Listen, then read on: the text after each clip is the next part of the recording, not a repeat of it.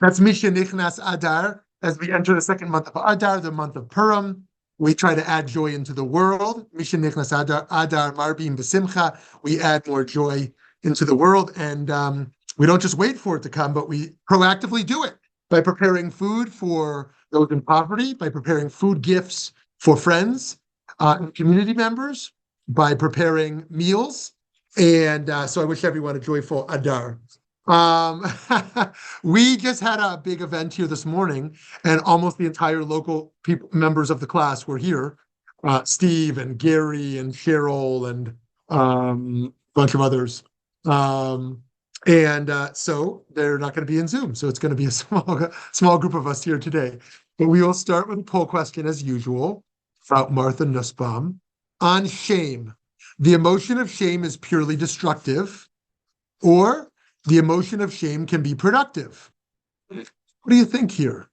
The emotion of shame is purely destructive, or the emotion of shame can be productive? Okay, 100%. The emotion of shame can be productive. Very interesting. Okay, friends, Martha Nussbaum, and at some point we'll play a little interview with her and me, but really just listening to her. Should the law care about our feelings? It's kind of a funny question.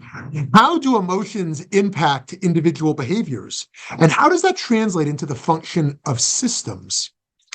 Hailed by some as one of the most important philosophers in modernity, and certainly one of the most important woman thinkers of our time, Dr. Martha Nussbaum's work in philosophy has engaged significantly with the ancient Greeks, political philosophy, feminism, classics, existentialism, and ideas about justice. Unsurprisingly, she's the Ernst Freund Distinguished Service Professor of Law and Ethics at the University of Chicago's School of Law, while also holding a joint appointment in the Department of Philosophy, as well as associate faculty roles in classics, political science, and the Divinity School. Originally, Nussbaum studied theater before pursuing graduate work in philosophy, receiving her master's and PhD from Harvard.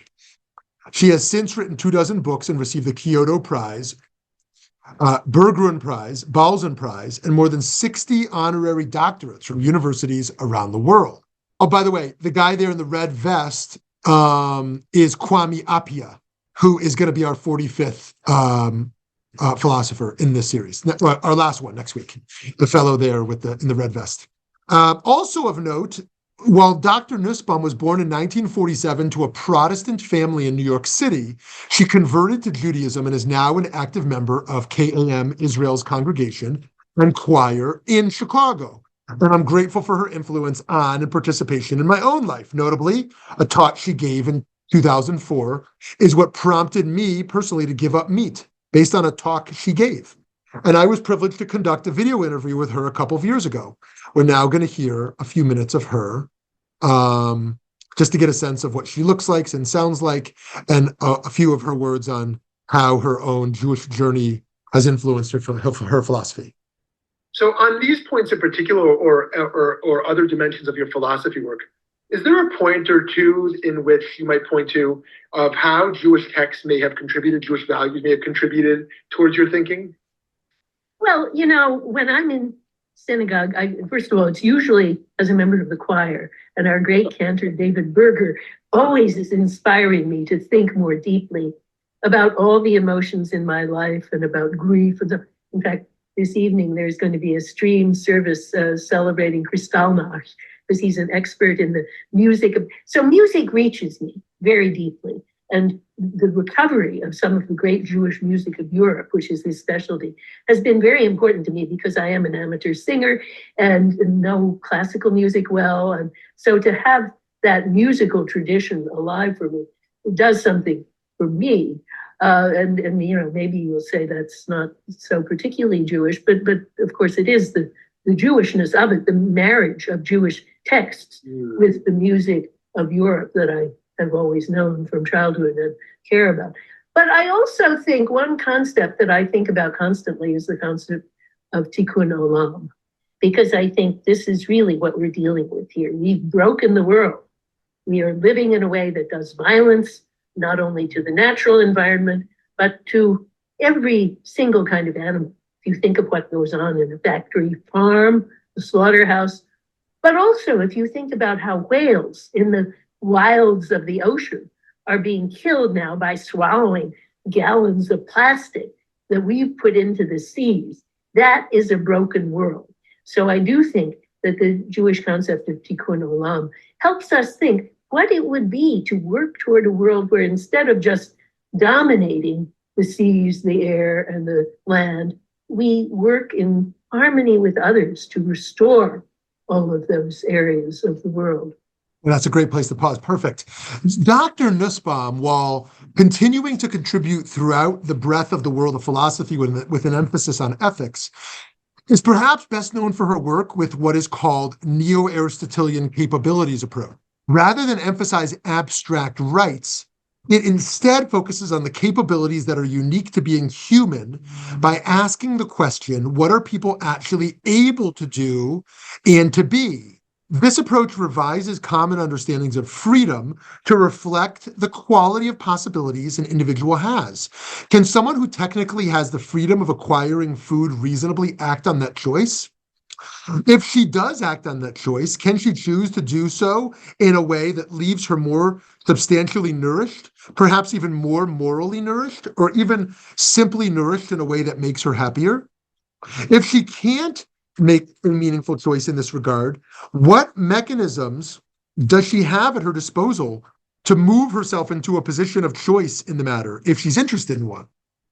Nussbaum defines 10 capabilities that are required for human life to be, quote, not so impoverished that it is not worthy of the dignity of a human being.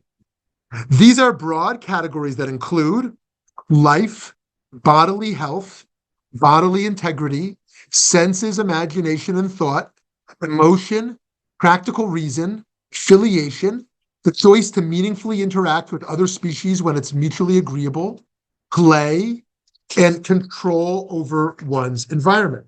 While this approach in and of itself can feel quite revelatory to how we might evaluate if human rights are flourishing or not, what's even more philosophically astounding is her application of this thought to non-human animals.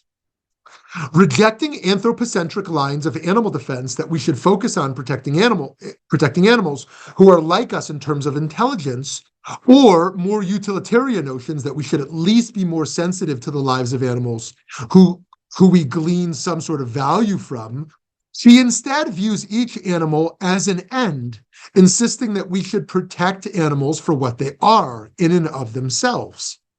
Her defense of animal rights is an extension of the capabilities approach she applies to humans. Just as humans have specific capabilities that enable their lives to flourish, so too the same can be determined for animals. With regards to animals that have historically had a great deal of human interaction, opportunities for intervention can be quite nuanced, including everything from personal diet to legislation. While she suggests that with wildlife, our best angle for support is environmental stewardship, much of Nussbaum's philosophical work has revolved around questions of emotion and law, particularly the roles that human emotions such as shame and disgust. While disgust may be a powerful emotion, he cautions that it's often rooted in irrational concerns. He says in her 2004 work, Hiding from Humanity, disgust is very different from anger in that its thought content is typically unreasonable, embodying magical ideas of contamination and impossible aspirations to purity, immortality, and non-animality that are just not in line with human life as we know it. That does not mean that disgust did not play a valuable role in our evolution. Very likely it did. Nor does it mean that it does not play a useful function in our current daily lives. Very likely it does. Perhaps even the function of hiding from us problematic aspects of our humanity is useful. Perhaps we cannot easily live with too much vivid awareness of the fact that we are made of sticky and oozy substances that will all too soon decay. She goes on to argue that even with the potential usefulness of feelings of disgust, we should reject it as a basis for lawmaking, particularly because it has been used throughout history to exclude and marginalize groups or people who come to embody the dominant group's fear and loathing of its own animality and mortality. Throughout the corpus of her writings, she focuses on how notions of disgust have been used to oppress women, Jews, and homosexuals. In her 2010 book, From Disgust to Humanity, she specifically analyzes the politics of disgust with reference to legislation against homosexual marriage, relationships, and acts. Ultimately, she argues that in the realm of political thought, societies are better and more ethically served by functioning in line with the harm principle forwarded by John Stuart Mill, as opposed to seeking to codify feelings. While rabbinic literature is filled with emotions that interact with texts and religious laws in a variety of ways, the Torah itself does not always clarify the role of human emotion in particular scenarios. While Nussbaum doesn't see the value of disgust within law, here we will see a case in the Torah where disgust can potentially play a morally constructive role. The case of the Eshat Yifat Toar, the beautiful captive woman, is found in the 21st chapter of Deuteronomy, following the laws of Egla Arufa, the process of which city elders atone for the death of a person whose body is found beyond their boundaries. The Torah introduces circumstances of war that were common historically and unfortunately are not unheard of in modern conflicts. A Jewish man in the hormonal and emotional milieu of military victory sees an enemy woman, finds her beautiful, and abducts her. The Torah does not condone his actions, but stipulates that if he is to do this, he must then bring her into his home, crop her hair, pare her nails, and discard her captive's garb. He must then allow her to observe a full month of mourning for her parents. Only after this is the soldier permitted to have her as a wife in every sense. If, following all of this, he rejects her, he must let her go free, entirely free, rather than selling her as a slave. Now, I recommend, if you want to study this passage in full, if you have not before, to look at Deuteronomy chapter 21, verses 10 to 14. Part of this naturally might feel or will feel barbaric to us as 21st century people who, don't relate to being soldiers in war. Most of us don't relate to, don't relate to really any of this. Can't imagine wanting to stay in the home of someone who's taken us captive. And yet, we can ask, what is the Torah trying to achieve here that we can learn from potentially? Many traditional commentaries are firm in the assertion that the Torah is trying to prevent intermarriage. This woman is clearly an idol worshiper, and while the soldier might think that he is in control, he will use her charms to subvert his spiritual quest. Rashi goes so far as to say that the captive's garb is actually a seductive outfit she wore into battle for the purpose of luring an enemy soldier astray. Much of the interpretation of this text is meant to evoke feelings of disgust. Whether this process is imagined as a way to make, quote unquote, make the woman physically repulsive to the man so he won't want to marry her, or to help him see that she is spiritually disgusting. Rabbi Ari Mermelstein analyzes how disgust is given form in the midrashic tradition surrounding Eshet Yifat Toar, comparing her to a gourd, a piece of dead meat or rotten food. The gourd metaphor might fall a little flat in a world where people set pumpkins on their steps as a seasonal decoration, but it's nonetheless a deeply dehumanizing image. But this is all rabbinic conjecture. The Torah tells us that the man feels desire for her when he first captures the beautiful woman, but the only emotions we see after belong to her. For a full month, she is in full-fledged avelut in the house of her captor, and she mourns and grieves the loss of her family. Even though she's been kidnapped, a violation of any number of her rights by modern standards, the Torah forces her captor to leave her what Nussbaum refers to as the capabilities of emotion, grief being one of the most profound among them. When we love people, she says, often there's loss, and the grief that acknowledges that loss, I think, is a way of acknowledging the depth and importance of that love.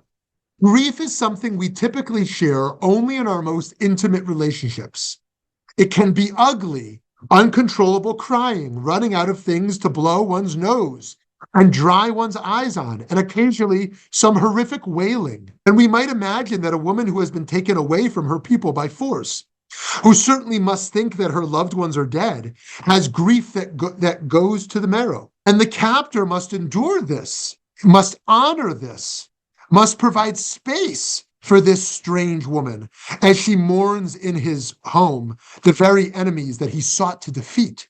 Perhaps he will see her as disgusting in all of this, for it is often the case that we find others' grief to be unnerving.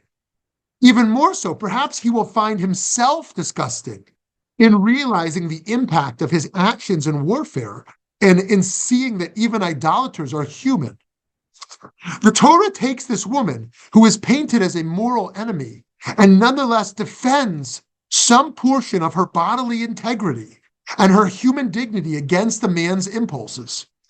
If the prescription is not morally generative for the imagined soldier, then it certainly has the potential to be for us, as we consider the reality that our whims and desires do not dictate rights or realities in the religious imagination.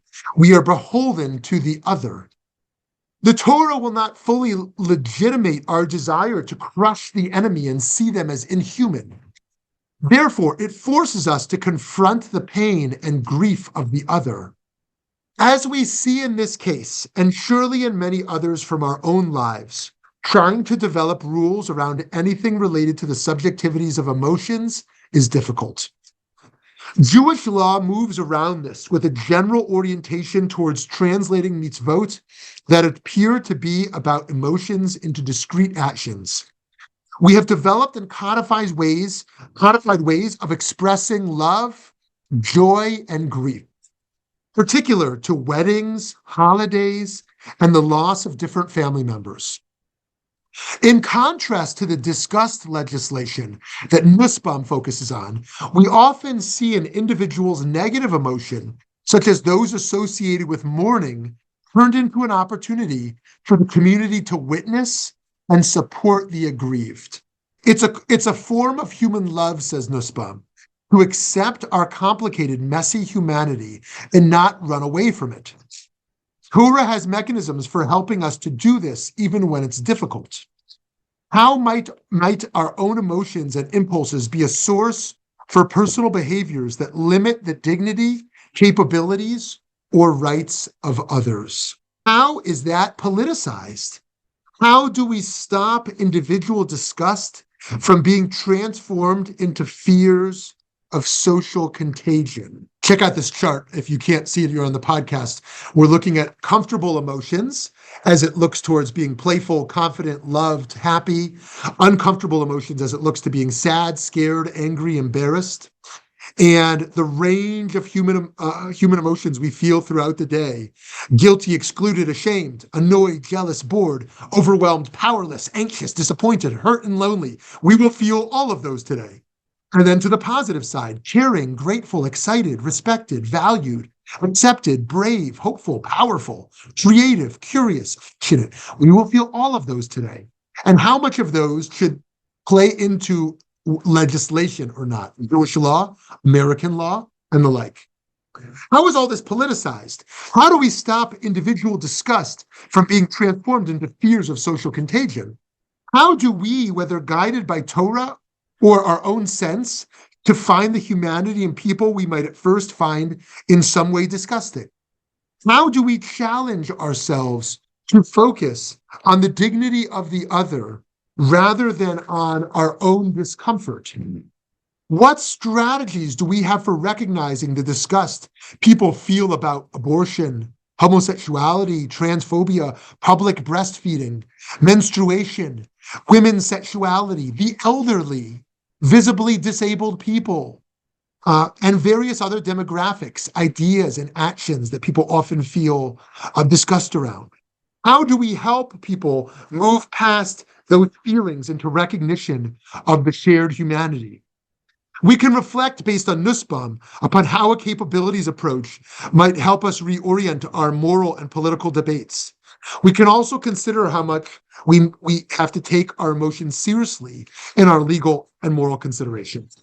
Just on that last point of disgust, there's this video that I can't get out of my head since I saw it a few days ago of the crazy, wicked Ayatollahs in Iran and how they're limiting women's freedoms. And in particular, this Ayatollah who's walking in a hospital where women are giving birth, and he sees a woman breastfeeding in the hospital where she gave birth. Breastfeeding.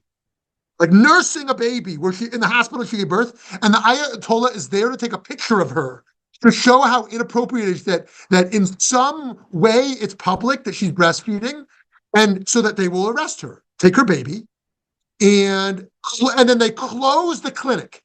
They close the clinic for allowing these women to nurse in some way that might be deemed public. I mean, insane.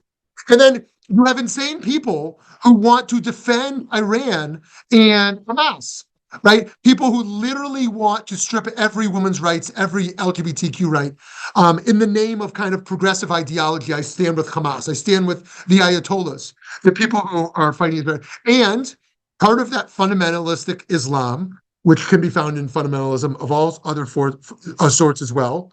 There's also people who think that, women should be able to nurse in synagogues, to be sure.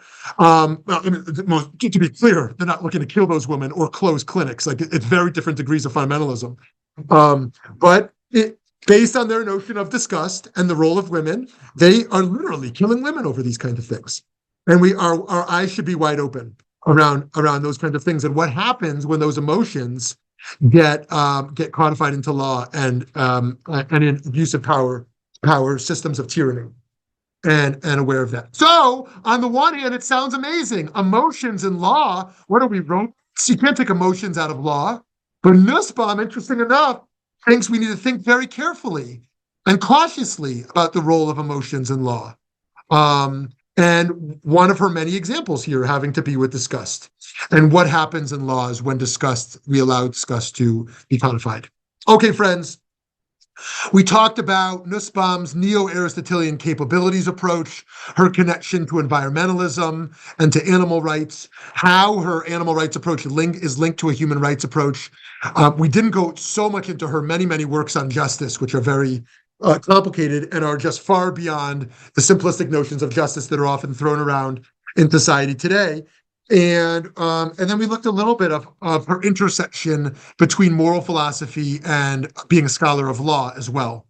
And maybe you know more about Nussbaum in other realms as well. We also listened to a video of her on her interest in singing in the choir, her interest in Tikkun Olam, and how her Jewish identity as someone who converted not so long ago when her first husband was Jewish as well, and how that has impact her thought as well. And again, this she has been claimed by some as one of the most important philosophers alive today. So okay, friends, I'd love to hear from you on some things. Hey, Gary. Yes, great. Okay, long time no see, Rabbi. Yeah. I was listening on the drive home from the meeting this morning till now, so I think I got most of it till I got home. A couple of things I just wanted to address is her concept of Tikkun Olam, and I found that interesting because I have always put Tikkun Olam in a little more definitive terms for me anyway, is that you can't have shalom or peace if you or the world is in pieces, P-I-E-C-E-S. And I think that it's some of what we've talked about through this whole course with having inner peace and what have you. I think it's a wonderful concept in Judaism, that not only do we heal ourselves, we have to help heal the world. And kind of what you just finished up on, do we always have to put everything into law? Can we not teach about human respect and inclusiveness and what have you? Why do we always have to legislate? So, I mean, if we look back into the ancient world, the Torah says these are the things we should do. I don't know if there are actually written laws in the civilization in those days, but, and I know the Talmud discusses those, but again, maybe you could have some input in that. Yeah. And the last thing I'll just put in, I think exposure when you're as a child or as an adult with the things that you're uncomfortable with makes a big difference how you look into the world and how you move forward. I'm very grateful to my parents that exposed my brothers and myself to a lot of things that even many people today are still uncomfortable with. I grew up during the polio era. My mother used to always take us to a polio hospital in Southern California to visit the kids and the adults in iron lungs. I mean, nothing more scary than a kid to walk into these clinics and see iron lungs. They should take us to Shiva minions and funerals, understand what it was like to be in grief. We went to vet. My father was a vet, so we went to veterans hospitals and saw vets. So I think a lot has to do with exposure, and that teaches the next generation. And we shouldn't be scared to expose ourselves to things we are uncomfortable with, because that then makes us comfortable. And I'll leave it. Yeah. Okay, very nice. Yeah. So, that exposure comment is very helpful, and I would add to that list of many other things. Dying. Sometimes we hide away dying, and it's one of these taboo subjects because we've never exposed ourselves or our children to what that looks like, and so many other issues like that, or wounds, or pain. When I was in the airport a few days ago, and there were these two men kissing at the baggage claim, and I could see so many people staring at them. Some just because, kissing in public was something they're uncomfortable with, but some because I could tell from how they're watching, like they've literally never seen men kiss each other before. And so many other things like this. And then Jews, right? Some people have never been exposed to Jews. Like, the number of people in the world who would still be uncomfortable with, encountering a Jew. And so many other things. I mean, I, as a boy, knew nothing about menstruation. I didn't have a sister. My mother never told me about it. Obviously, the girls at school didn't tell me about it. I can't even imagine how late it was that I even heard about this crazy idea that what's going on. And so there's so many things like this that that we're just not exposed to, and so we generate kind of a disgust orientation around it. And that doesn't mean that there aren't things in the world we should be disgusted by. There are things I think we should feel morally disgusted by. And so how do we balance, exposure with also, cultivating our own kind of judgments of what we think is appropriate behavior or not? For example, I would be disgusted if I saw a 70-year-old man deeply kissing a 14-year-old girl, right? I would be disgusted, and I think I would be appropriately disgusted, right? Because she's a minor, and that's taking advantage of a minor. And I can imagine someone else being like, hey, it's consensual and free love. People should be able to kiss whatever they want. And I think that a senior kissing a minor would be something that would be exploitative. And that's something that my disgust might be well placed. So should I be exposed to it? And I can imagine other people, saying the same thing. Like if there's a consensual horse, an act of bestiality, right? The Torah condemns bestiality. I can imagine someone in 21st century saying bestiality is really not a problem, right? The horse seems to be okay. The woman seems to be okay. They want that, right? And yet, is it wrong for me to, to find moral disgust in that? And so those lines of moral disgust are very subjective, partially around exposure and partially around values. And I think that that's a fascinating thing for us to continue to discuss. To your other point around tikkun olam, and how the world is broken into pieces and fragmentation, disconnection. The worst plague of all, perhaps, maybe, is the ninth plague, the plague of darkness, because it says nobody could see each other anymore. A broken world is where we can no longer see each other, understand each other, feel empathy for each other. Everything, as you said so well, Gary, is broken into pieces.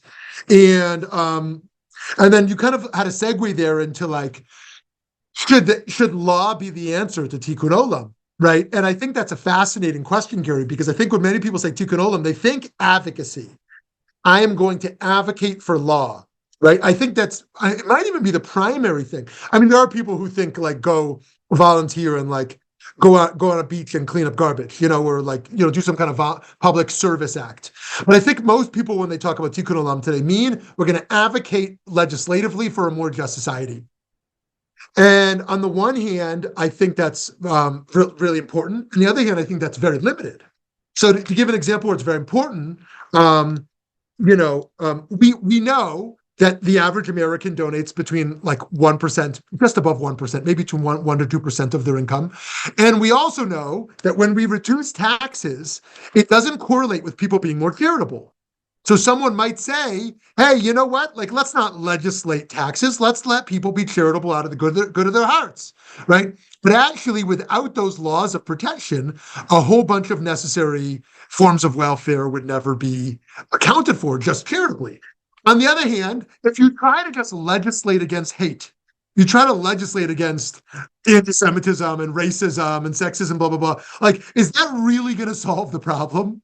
Hate's gone. We passed the bill in Congress. You can't hate anymore. And it's going to be a felony if you do this form of act of hate. Okay. So, it's actually hate is much more complicated than just that. So, we see that tikkun olam is going to require much more. Now, this is my last thing I'll say on this. Nussbaum, in the interview I shared, when she shared that she cares about tikkun olam, the example she immediately went to was dominance. I don't know if she was writing an essay on tikkun olam, if that's what she would say. But in this interview, she said, I'm inspired by tikkun olam. And what that means to me is breaking our sense of dominance over people, over animals, over the land, and having a different relationship than dominance. Now, that's an interesting answer, whether we agree with it or not, that repairing the world is about fundamentally shifting how we relate to all which is not us, in a transactional or dominant way, but rather in a different type of relationship. So, Gary, you, as always, you raise profound questions, and I only scratch the surface in engaging with you. So hopefully we'll come back to you after someone else. Well, I can. I was waiting to hear from Aglaia because we didn't hear from her last week. We have this void that we're still waiting for Aglaia to fill.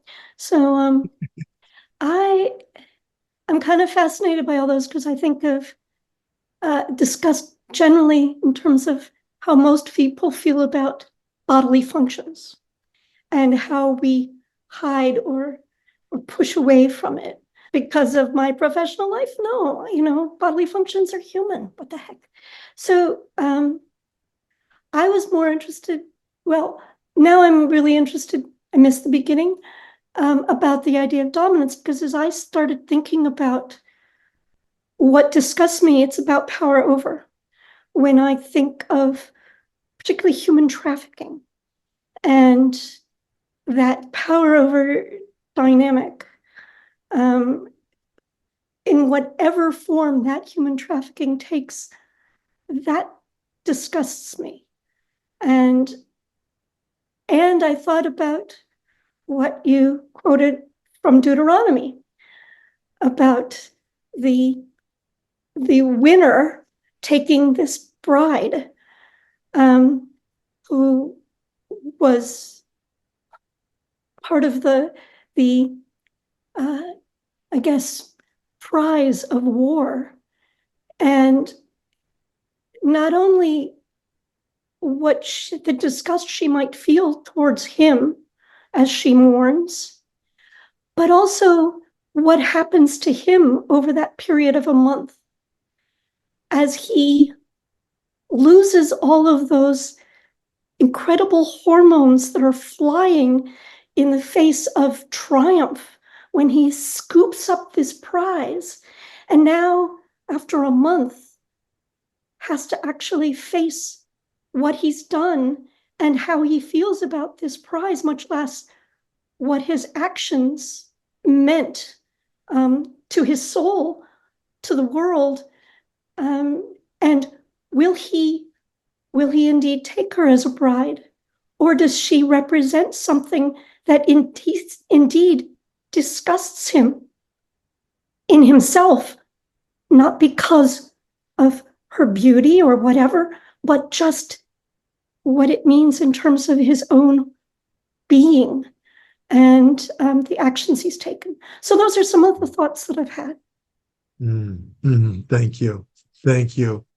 Yeah, that's a profound reflection upon that dynamic. And I appreciate you bringing our awareness to human trafficking as well. The U.S. Department of State says that at any given time, there's about 27.6 million victims of human trafficking at any given time. And think about those numbers. 27.6 million at any given time of people who are literally being moved and controlled and held. It's many so of them overwhelming. Children, right. Sex slaves or children, and just horrific. And we talk about tikkun olam. I mean, if we can only solve that problem, Dayenu, even though there's countless other problems. Yeah, and how do we raise a next generation globally to not relate to human beings as property, or that can be controlled and manipulated in such a way? It's a difficult question. Yeah. So thank you. Okay, I guess I'll say something today. The book that the author in the book that I actually put in the chat box was actually because of the fact that was one of the ways that I ended up calling like a lot of, I ended up basically deciding that I didn't, it made me rethink the whole idea of disgust and everything though. Reading The Civilizing Process, which, there are some, criticisms of it and everything like that though. But the idea about how basically people came to this, conclusion, how did you get from a point where like during the Middle Ages, you had all kinds of disgusting things going on. I mean, people peeing in public and stuff like that, versus like everybody all of a sudden became like all squeamish and everything. Well, if you think about it as something like, okay, this was a process, a fake process that society came to and everything though, then it starts to seem, I don't know what the word I'm trying to look for it though, but if you just call the fakeness on disgust and everything like that, it kind of does help. However, are we really in a place where we want to call, disgust fake or, anything like that? So just to throw that out there. Yeah, so interesting. Looking at the historical evolution of what we find disgusting, of what is kept public and what is private, and how that evolves and how our relationship shifts with that. So it's so interesting. I wonder if anybody wants to pick up on that. Yeah, and the fake dimension, as Aglaia points out, as well. So interesting.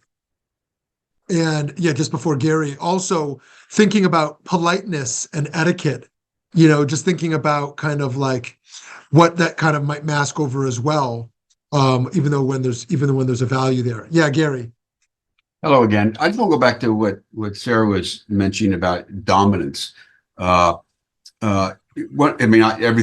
what she talked about is disgusts me too. The thing that has historically always disgusted me was slavery, and I found it interesting historically from a Jewish perspective that even though Jews were allowed to have slaves, but they had to let them go, if I remember, after 7 years. So there was some sense of humanity to slavery, and not the sense that you could dominate this person for their entire life. And if I remember correctly, even if they don't want to go after whatever years of servitude, they were still forced to go out and become free people. And I think that's a great perspective from Judaism, though many Jews in the South during prior to the Civil War that had slaves surely didn't let them go. They treated them like property, and that as a Jew, to me that's very, very disgusting. I don't know how they could have a Passover Seder and talk about slavery and then own people. So I that just came to my mind. So I don't know where that fits in anywhere, but it just came to mind. Yeah. Thank you. Yeah, I appreciate that. And yet, to go, 1 degree below slavery, but still relevant, is we might think about how people still feel a lack of freedom, a lack of social mobility, a sense of oppression due to economic forces that exist today. People who really feel trapped. If you are a tomato picker who makes $5 an hour, and you've been threatened that you will be reported, maybe deported, if you protest against being paid under minimum wage. It's not.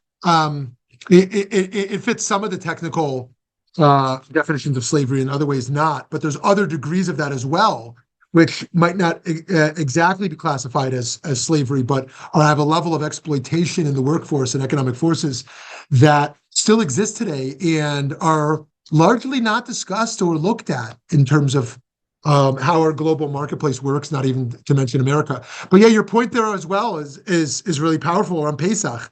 And with Pesach coming up in just, really the end of April, I think we can just think about that as well. Like, we all have our own hypocrisies, but as we sit there at Pesach Seder sermonizing about how we want a more just world, a liberated world, and we can think about wow, it's really kind of absurd that I'm connected to X, Y, and Z in the world, and yet this is still, what we're talking about. And so it's not as obvious as there's a slave serving us our meal, right? Right. But we all have things produced in our home from slave labor. I mean, every one of us has slave labor produced stuff in our home, and that's not the slave in our home.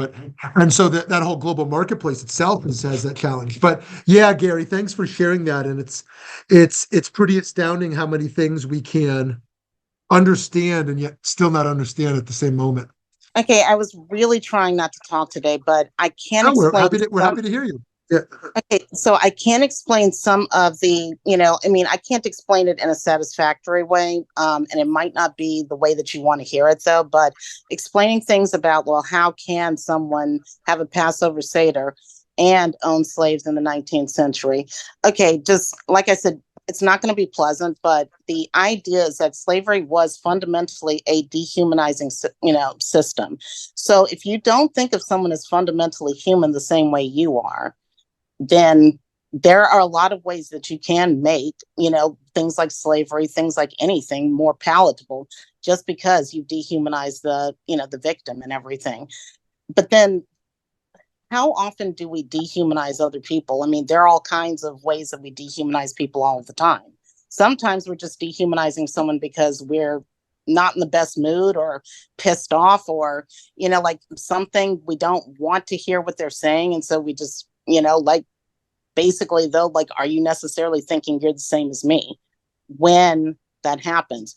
Also, the other thing about slavery in the South, though, is that a lot of the time, though, this was your way to move up in society. And so because it's your way of moving up in society, there are convenient ways of just twisting your own mind to say, hey, well, this person's not, they're not actually a person. They're sort of kind of a person, but are they really the same kind of person I am?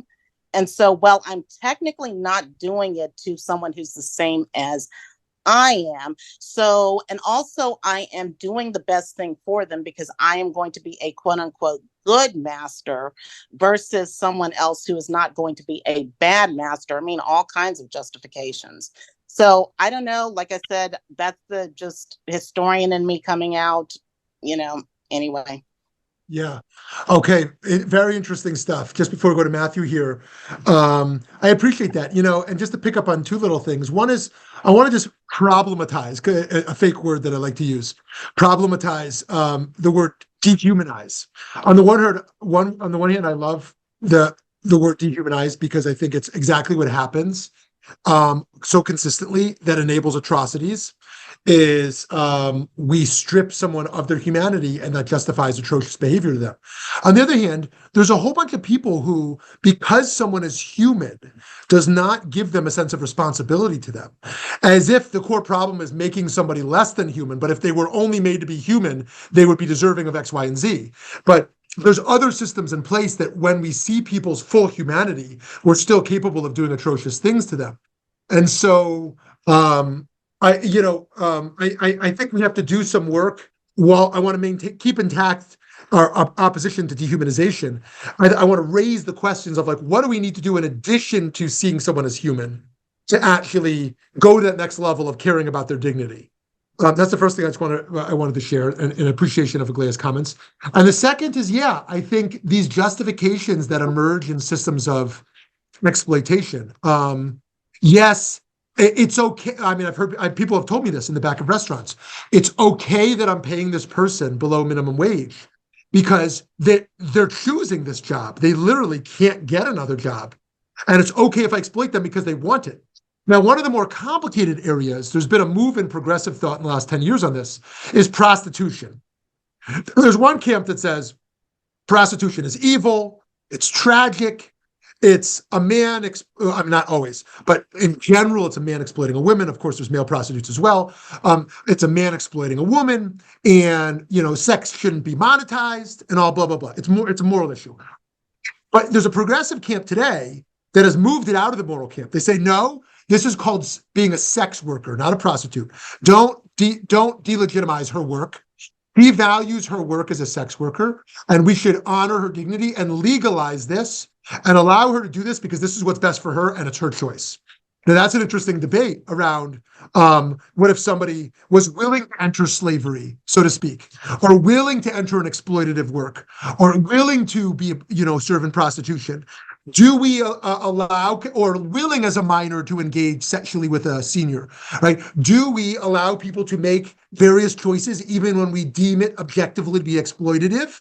Or do we say, you know what, we want to add dignity to sex workers too, because that's their choice and that's how they make their money, this and that. And okay, so anyways, and on the flip side of that, where do we potentially justify something exploitative because we think it's better for the person than any alternative? And I think that's quite a complicated issue as well. So okay, so over to you, Matthew, and I hopefully Aglaya's awesome questions will reemerge. Thank you for a comment about dehumanization and take it away from slavery and put it in what I'll call the political context now, that we have at least two camps in this country, both of whom dehumanize, in a way, the other side. And I'm using it in the sense that the liberals quote, I cannot believe anyone would support and vote for him in a way that's disdaining, almost dehumanizing. And some on the other side who are saying, I can't believe you are not supporting him. So there's no community. It was Rabbi Brau's speech about Amen a couple of weeks ago, when she talked about that dehumanization divide. We have nothing in common in our mind with certain people, and therefore we don't see them. And I just finished reading her book, the Amen book, about how she had a conversation with an Orthodox rabbi, saw her as a greater threat, in a sense, than Hamas or something like that, because she was a threat from within and is not recognizing. And how do we find the ability to not impose our both values on someone and listen to them? So I think that's part of humanizing people, is to see them. We have so Matthew, coming back to you. So I'm sorry, go ahead. Yeah, let me just say, we have a back door in our house that goes out on a main thoroughfare. And there's a wall, and there's actually a door. The other day, one of my neighbors said to me, by the way, there's a homeless person sleeping in your little alcove. 6:30, 7 o'clock in the morning, if I'm going for a walk on AJ, that's how I go out. I don't look. What do I do? And I waited an hour or two. And I've got motion sensors in the back of your neck, all the stuff. And finally, the person is there. I did not approach or anything. And I actually called the not 911 number, the non-emergency number. Explained the situation. And they said, well, a police officer will come out. You want to be talked to? I said, yes. And they came about an hour. And their report to me was there was no cardboard. The person had just been sleeping there for a number of hours. Asked them. There are in our community, there's like 15, 18 homes that this happens to on a regular basis because we're on the main thoroughfare. And was I dehumanizing the person? Yes, but it was my personal safety. How do you act in those situations? And the police were very good. They helped the person. It's July and August when it's really hot and it's a shade. It happens. I don't call it in until the afternoon when it's now in the sun. But, you don't want to look at the person. How do you act? I don't know the answer. Yeah, thank you. Thank you for both of those points. I think one is really important. That we have our own boundaries, even for those we might wish to protect. We might say, oh, we want to protect the rights of those, experiencing homelessness. But maybe if it's my store, I don't want to let them in. Or maybe it's my backyard, I don't want them to sleep there. So we have our own boundaries, while the problem over there we want to address differently. And I think that that's going to come up a lot in terms of how we think about people's rights and how we think about our responsibilities, and the proximity that's involved there. I think many people were all about letting asylum seekers into the country until they got bused to their city. They're like, oh, that's great. Texas, Arizona, I'm all game for that. What? I live in New York City. What's going on here? What are they doing all over here? Right? So and I'm not blaming anyone here, on that. I think that issues change when they get close to us in many ways. It's also true that people might be like, oh, there's a whole bunch of people, that type of person, fill in the blank, whoever that type of person is, who lives in the other side of the city. That's okay. But they're moving in my neighborhood. That feels a little bit different when you start to see those people, in my neighborhood. And so it's a complicated issue. It's very complicated. And here, over here in Scottsdale, there was a hotel that was used for refugees. And people who were oftentimes pro-refugee rights, all of a sudden were like, what? In our neighborhood? These people just came from Afghanistan and they're in my neighborhood? They were terrified. It's like everyone wants workforce housing. Everyone wants new housing, except not in my backyard. Right. And Right, exactly. I believe it's in Chandler now. There's this big development going up. The developer is building it without changing any zoning. He's building it as of right, so no one can object after 2 years trying to do a better development, more amenities, nicer, and everyone's saying, oh, you're adding 60, you can't do this. And he said, fine, I'll build not as nice a development, but what we want school teachers only. We don't want other, and it's NIMBY versus YIMBY, which is yes in my backyard, which is where in California now you can have a casita or an alternate dwelling unit in your backyard without any local zoning approval. It's a state law, they have to allow it. All of a sudden, last year there were a couple 100,000 housing units added to rent. And that's happening in Phoenix now, but not Scottsdale. Phoenix, you can do it, but not Scottsdale. Oh, interesting. Okay. Interesting. And So that's how just you address home. That's one of the reasons. That's one of the ways to start addressing homelessness. interesting. Is create So extra housing. just to close today on Matthew's first comment, which is kind of political rhetoric. I think that however we choose to engage in this election year, one of the things that we should be very aware of is political rhetoric that's being used, and in particular, rhetoric that is dehumanizing. Whatever stand we take on complex political issues, we ought to be vocal or at least responsive in some way to dehumanizing rhetoric that has oftentimes become all too common. And dehumanizing doesn't simply mean someone stands on the different side of the view than us. It means the particular rhetoric that is used to describe the people that are affected in such situations.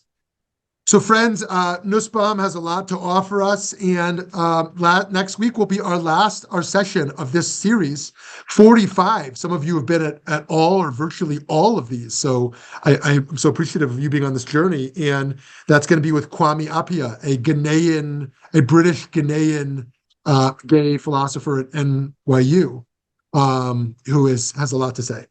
So we'll look forward to exploring that together. And if you are interested in continuing through future series, I hope you will. 10 biggest Jewish ideas we have to offer the world, starting the week right after, same time, same place. Same place as your family room or your car. Have a great day. See you soon.